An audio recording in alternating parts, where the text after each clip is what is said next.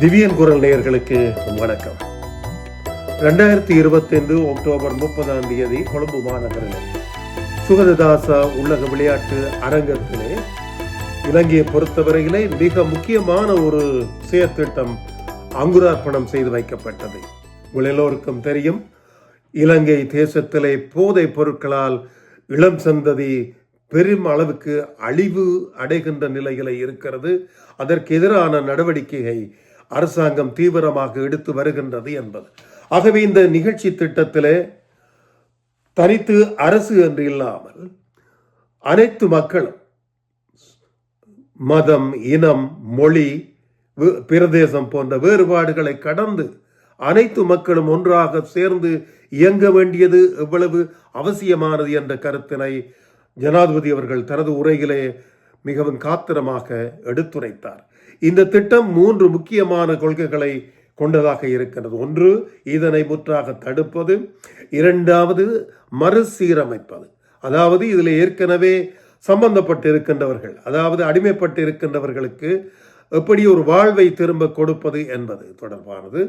எதிர்காலத்திலே இது போன்ற போதை பொருட்களுக்கு அடிமையாகாமல் இளம் சந்ததி ஆரோக்கியமாக இருப்பதற்கான ஒரு விழிப்புணர்வை உண்டாக்குவது என்ற 3 முக்கியமான கொள்கைகள் சார்ந்ததாக இந்த நிகழ்ச்சி திட்டம் அமைந்தது. இந்த போதை பொருட்களால் இவ்வளவு சீரழிவுகள் நாட்டுக்கு ஏற்படுகின்றன. பொருளாதார சீரழிவு, சமூக சீர்வழிவு, பண்பாட்டு சீரழிவு, இனி இளம் சமுதாயம் தங்களுடைய வாழ்க்கையை முற்றாக தொலைத்தல் என்று பலவும் இந்த ஜனாதிபதி அவர்களுடைய உரையிலே சுட்டிக்காட்டப்பட்டிருந்தன. அதாவது இந்த போதை ஒழிப்பு என்பது தனிய அரசினால் செய்யக்கூடியது அல்ல என்பதையும், போலீஸ் பாதுகாப்பு படைகளினால் தனித்து இல்லாமல் செய்ய முடியாது என்பதையும், பொதுமக்களுடைய பங்களிப்பும், நிர்வாகத்தில் இருக்கக்கூடியவர்களுடைய பங்களிப்பும், கிராமந்தோறும் எல்லோரும் இதை விழிப்போடு செயற்பட்டு ஒன்று சேர்ந்து செய்தால்தான் இதை இல்லாமல் செய்ய முடியும் என்பதையும், முழு நாடுமே ஒன்றாக ஒரு தேசிய இயக்கமாக இதை செய்ய வேண்டும் என்பதை ஜனாதிபதி அவர்கள் தனது பேச்சினிடையே வலியுறுத்தி கூறியிருந்தார். இந்த நிகழ்ச்சிகளை இறுதியாக எல்லோரும் சேர்ந்து சத்திய பிரமாணம் எடுத்தார்கள்.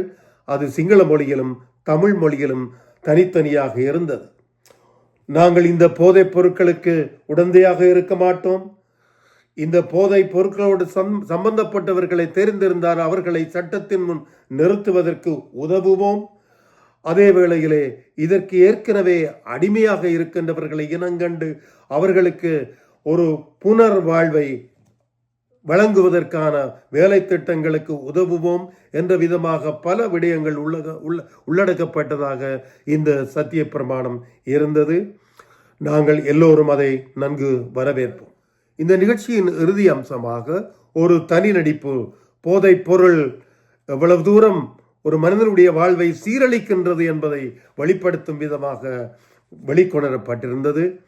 அதிலே அவர் எனது வாழ்க்கையை மீளத்தாருங்கள் என்று அழுது புலம்புகின்ற அந்த காட்சி எல்லோருடைய கண்களையும் கசிய வைப்பதாக இருந்தது. நாங்கள் எல்லோரும் போதைப் பொருளை ஒழிப்பதற்கும் நமது சந்ததியை, எதிர்கால சந்ததியை காப்பதற்கும் எங்களால் ஆன பங்களிப்பினை செய்வோம் என்று கூறி இன்றைய திவ்யன் குரலை நிறைவு செய்து கொள்வோம்.